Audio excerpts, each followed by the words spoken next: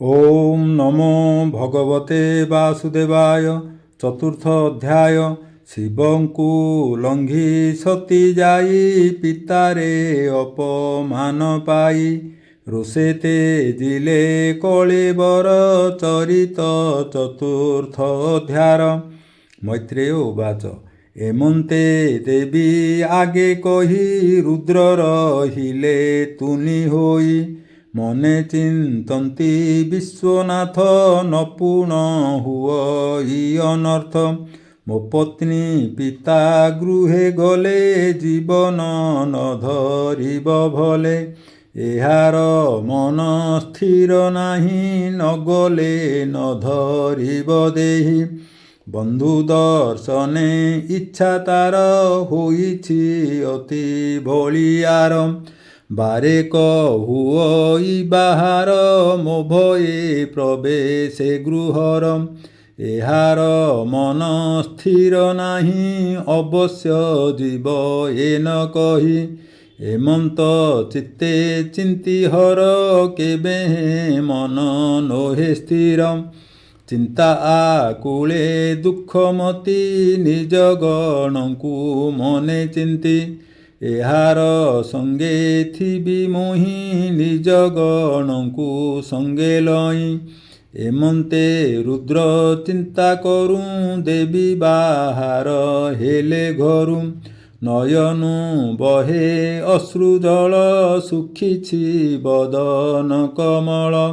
शरीर कंपे रोष चित्ते कदली बन जेन्हे बाते। निश्वास बहे खरतर सुखिला सुरंग धरम। अधोबदने मन दुखी उठिले स्वामी को उपेक्षी। सती चलन्ते रोष भरे अवनी कंपे पाद भरे। पिता भुवने देवी जानते केही नाहांती तांको साथे। स्त्री स्वभाव मूढ़मती जेहर साधु जनपति। स्नेहरे अर्ध अंग होई शेषती तांकु लंघी जाई। पिता भुवने देवी जानते पछे चलंती गण दुथे। शत सहस्र रुद्रगण निकटे मिलिले तक्षण। सतींकु वृषभे बसाई सर्वे धाइले सज होई। मुजिबी अंबिकार पछे मो कथा देखसी प्रत्यक्षे। एमंत रुद्र आगे कही नंदी चलिले गण लई। अंबिका तुले नारी जुथे मिलिले उपायन हस्ते। कंदुक दर्पण अंबुज श्वेतात पत्र श्वेतध्वज। व्यजन पुष्पमाला घेनी संगीत गीत नादध्वनि। दुंदुभि शंख वेणुनादे संगते चलिले आनंदे। एमंते रुद्र गणे जाई यज्ञ देखिले दूरे रही। धूम व्यापिछि यज्ञशाळे अशेष ऋषि विप्रमेळे। विप्रंक संगे प्रजापति अनले खेपन्ति आहुति। यज्ञर भाण्ड नाना विधि जे भाण्डे जे द्रव्य प्रसिद्धि। मंत्र आहुति होम बेले सती मिलिले यज्ञशाळे। सती चाहांते कोपचित्ते से यज्ञे थिले जे समस्ते। सर्वे दक्षर भय पाई आदर न करिले केही। भगिनी गणे माता तुले आदरे समीपे मिलिले। प्रेमाश्रु कंठे भग्निगण कोल करन्ति जणे जण।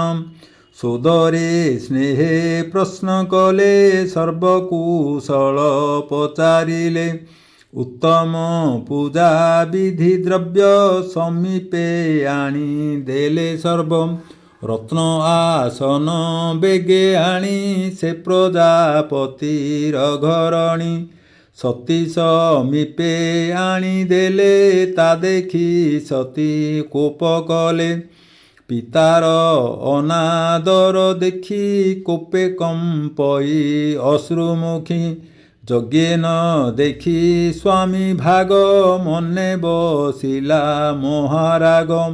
ମୋର ଈଶ୍ୱରେ ନ ଗଣିଲା ଅବହେଳନ କର୍ମ କଲା।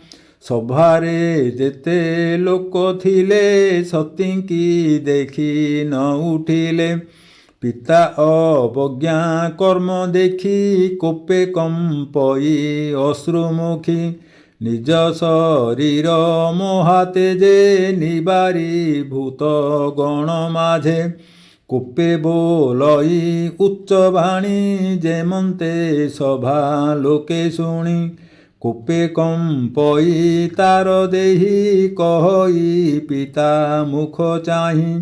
ଦେବୀ ଉବାଚ ପ୍ରିୟ ଅପ୍ରିୟ ଅତିରେକେ ନ ଦେଖି ଯାର ଇହଲୋକେ। ଜଗତ ମଧ୍ୟେ ଯେତେ ଦେହି ତାହାଙ୍କ ପ୍ରିୟ ଆତ୍ମା ଯେହି। ଯେ ରୁଦ୍ର ସର୍ବ ଆତ୍ମା ହୋଇ ମିତ୍ର ଅମିତ୍ର ଯାର ନାହିଁ। ସେ ଯେ ଅଶେଷ জন ଗୁରୁ ତୋ ବିନା କେହୁ ନିନ୍ଦା କରୁ। ଦେଖ ଏ ସଂସାର ବେଭାରେ ଯେ ସାଧୁ ଜନେ ନିନ୍ଦା କରେ। ଅନେକ ଦୋଷ କରିଥିଲେ ସାଧବେ ନ ଧରନ୍ତି ଭଲେ। ସକଳ ଦୋଷ କରେ କ୍ଷମା ସେ ଜନ ସାଧୁ ମହାତ୍ମା। ଏରୂପେ ଯେତେକ ପଣ୍ଡିତ ତାହାଙ୍କୁ ବୋଲନ୍ତି ମହତ। ଯେ ଗୁଣ ମାତ୍ରକୁ ଧରନ୍ତି ଦୋଷ ଗ୍ରହଣ ନ କରନ୍ତି। ତାହାଙ୍କୁ ବୋଲି ମହତର କେୟ ବା ଅଛନ୍ତି ଅପର। ଏମନ୍ତ ସାଧୁ ପ୍ରତିତାତ ତୁ ପାପ କଳ୍ପିଲୁ ନିଶ୍ଚିତ। ଅସାଧୁ ଜନ ପ୍ରାୟ ତୁହି ରୁଦ୍ର ବିଷये କୋପ ବହି। ଯେଣୁ ବୋଲାଉ ପ୍ରଜାପତି ସେ ଗର୍ବେ ନିନ୍ଦୁ ମୋର ପତି। ଏନୋ ହେ ମହତଙ୍କ କର୍ମ ଗର୍ବେ ହୋଇଲୁ ମତିଭ୍ରମ। ଯେବେନି ଅକ୍ଷର ମୁଖରେ ପ୍ରସଙ୍ଗେ ଶିବ ନାମ ଧରେ।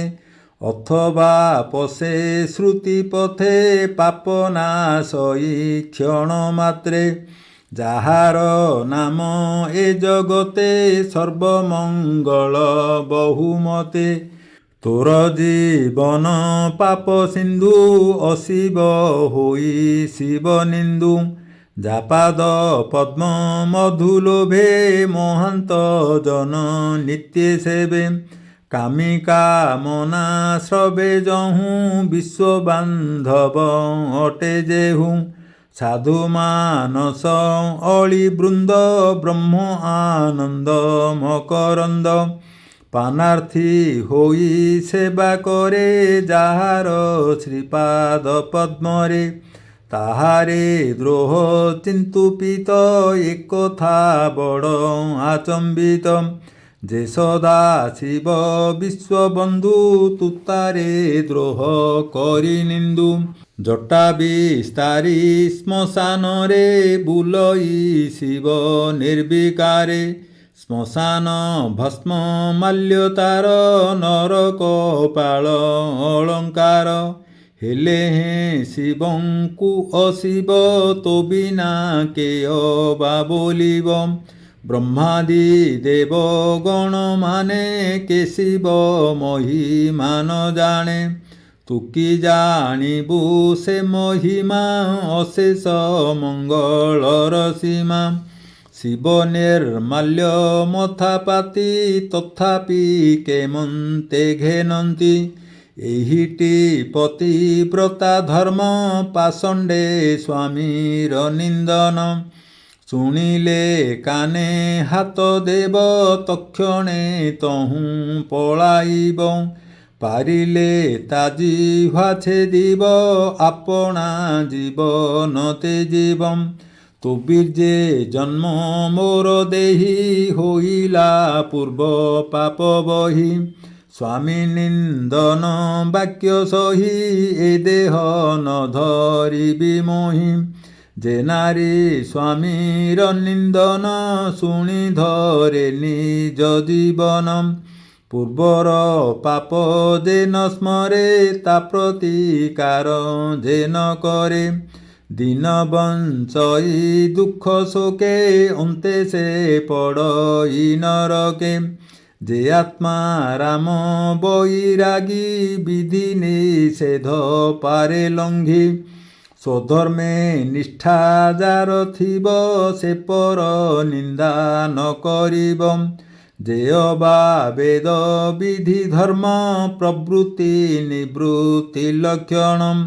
ଶିବେ ତା ନ ସମ୍ଭବେ ଦୁଇ ଯେଣୁଟି ଆତ୍ମା ରାମ ସେହି।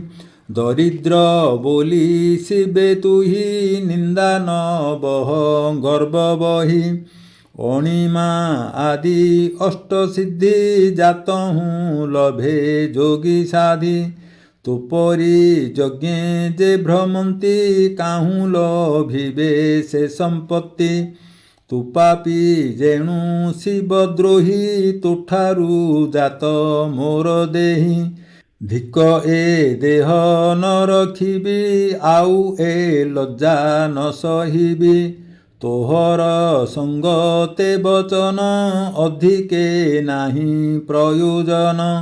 କେହି ନ ବୋଲୁ ଦାକ୍ଷାୟଣୀ ଅଟଇ ଶିବର ଘରଣୀ। ମୈତ୍ରେୟ ଉବାଚ ଏମନ୍ତ ଦକ୍ଷେ ଦେବୀ କହି କୁଣ୍ଡ ଉତ୍ତର ଦିଗେ ଯାଇ। ଯୋଗ ଧାରଣା ଆଗମନେ ନିଶ୍ଚଳେ ବସିଲେ ଆସନେ। ସ୍ୱାମୀର ଅପମାନ ଅର୍ଥେ ପିତାର ଅନାଦର ଚିତ୍ତେ। ପୀତବସନ ପରିଧାନ ପବିତ୍ର ଜଳେ ଆଚମନ। ହୃଦରେ କଳ୍ପି ମହାମନ୍ୟୁ ପବନ ଅଧ ଊର୍ଧ୍ୱସ୍ଥାନୁ। ନାଭିକମଳେ ସୁନିଶ୍ଚଳେ ପ୍ରାଣ ଧାରଣ ଯୋଗ ବଳେ। ଏ ତିନି ପ୍ରାଣ ଊର୍ଧ୍ୱେ ନେଇ ଉଦାନ ସଙ୍ଗେ ହୃଦେ ଥୋଇ। ହୃଦୟ ପ୍ରାଣ ସଙ୍ଗେ ବ୍ୟାପୀ କଣ୍ଠେ ଲଲାଟ ଚକ୍ରେ ଖେପି। ଭ୍ରୂମଧ୍ୟେ ଥାପି ଅନୁମାନେ ଯୋଖିଲେ ବ୍ରହ୍ମରନ୍ଧ୍ର ସ୍ଥାନେ। ସ୍ୱାମୀ ଚରଣ ଧ୍ୟାନ କରି ଯୋଗ ଅନଳେ ବାୟୁ ଧରି। ମୂର୍ଧନି ଭେଦି ତତକ୍ଷଣ ଶୂନ୍ୟେ ମିଶିଲା ଦଶ ପ୍ରାଣ। ସମାଧି ସମ୍ଭୂତ ଅନଳେ ସତୀ ଶରୀର ବେଗେ ଜଳେ। ସତୀ ମରଣ କର୍ମ ଚାହିଁ ଯେତେକ ଯଜ୍ଞଶାଳେ ଥାଇ। ଭୂମି ଗଗନେ ଯେ ବା ଥିଲେ ହାହା ଶବଦ ଉଚ୍ଚେ କଲେ। ଦେଖ ଏ ଦେବ ଦେବ ନାରୀ କି ଅପମାନେ କୋପ କରି। ପ୍ରାଣ ଛାଡ଼ିଲେ ଯଜ୍ଞଶାଳେ ପିତା ଅମାନ୍ୟ କୋପ ଭରେ। ଦେଖ ଏ ଦକ୍ଷ ପ୍ରଜାପତି ଗର୍ବେ ଆଚରିଲା ଅନୀତି। ପ୍ରଜାଙ୍କ ପତି ଏ ବୋଲାଇ ଅନୀତି କଲା ଗର୍ବ ବହି।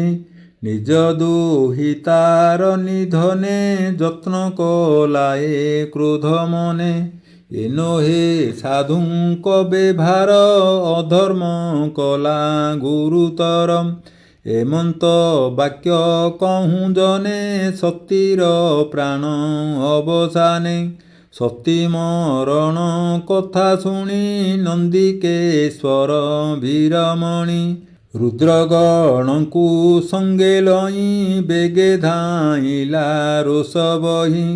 ବିବିଧ ଶସ୍ତ୍ର ଧରି କରେ ମିଳିଲା ଦକ୍ଷ ଯଜ୍ଞ ଘରେ। ତାହାକୁ ଦେଖି ଭୃଗୁ ମୁନି ଘୃତ ଆହୁତି କରେ ଘେନି। ଯଜ୍ଞଘ୍ନ ନାଶ ଯଜୁ ମନ୍ତ୍ରେ କଳ୍ପିଲା ଅଭିଚାର ତନ୍ତ୍ରେ। ଆହୁତି ଦିଅନ୍ତେ ଅଗ୍ନିକୁଣ୍ଡେ ନିର୍ଧୂମ ସ୍ୱର୍ଣ୍ଣବର୍ଣ୍ଣପିଣ୍ଡେ ମନ୍ତ୍ରେ ମନ୍ତ୍ରିତ ସୋମ ପାଇ ପ୍ରଚଣ୍ଡ ବ୍ରହ୍ମ ତେଜ ବହି ରୁଭୁ ନାମରେ ଦେବଗଣେ ଅନଳୁ ଉଠିଲେ ତକ୍ଷଣେ ଜଳନ୍ତା କାଷ୍ଠ ଘେନି କରେ 7,000 କୋପ ଭରେ ଶବଦେ 10 ଦିଗ ପୁରୀ ଧାଇଁଲେ ଘୋର ନାଦ କରି ତେଣେ ଭାଜିଲେ ରୁଦ୍ର ସୈନୀ ତା ଦେଖି ବେଗେ ଦେବମୁନି ଧାଇଁଲେ ଶିବପୁର ମାର୍ଗେ କହିଲେ ସଦା ଶିବ ଆଗେ ସତୀ ମରଣ କଥା ଆଦି କହିଲେ ସକଳ ସମ୍ପାଦି ସେ ଦେବ ମୁନିର ଚରଣେ ଆତ୍ମାର ନିସ୍ତାର କାରଣେ କୃଷ୍ଣ ବିଷୟ ଭାଗବତ କହି ଦାସ ଜଗନ୍ନାଥ ଚତୁର୍ଥ ସ୍କନ୍ଧ ସୁଧାବାଣୀ ସୁଜନେ ତର ଏହା ଶୁଣି ଇତି ଶ୍ରୀମଦ୍ଭାଗବତେ ମହାପୁରାଣେ ପାରମହଂସ୍ୟାଂ ସଂହିତାୟାଂ ଚତୁର୍ଥ ସ୍କନ୍ଧେ ସତୀଦେହୋତ୍ସର୍ଗो ନାମ ଚତୁର୍ଥୋऽଧ୍ୟାୟः ଶ୍ରୀକୃଷ୍ଣଂ ସମର୍ପଣମस्तु। ଓಂ ନମୋ ଭଗବତେ ବାସୁଦେବାୟ।